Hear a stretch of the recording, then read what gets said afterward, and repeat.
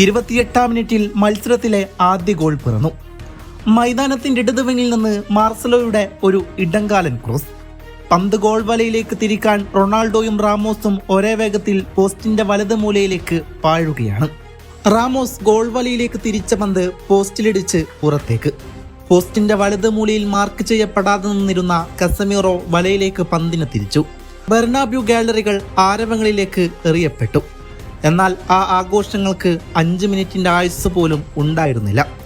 33-ാം മിനിറ്റിൽ ലിയോയുടെ തിരിച്ചടി. ഗോൾ മുഖത്ത് വെച്ച് പന്ത് ബുസ്കറ്റ്സിന്റെ കാലിൽ നിന്ന് റാക്കിട്ടിച്ചിലേക്ക്.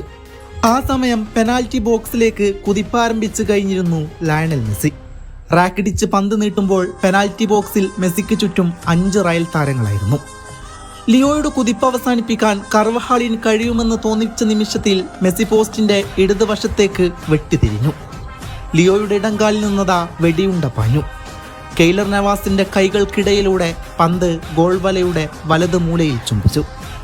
കോർണർ ഫ്ലാഗിനടുത്തേക്ക് ഓടിയ ലിയോ ആകാശത്തേക്ക് കൈയുയർത്തി തന്റെ സ്വതസിദ്ധമായ സെലിബ്രേഷൻ നടത്തുകയാണ്.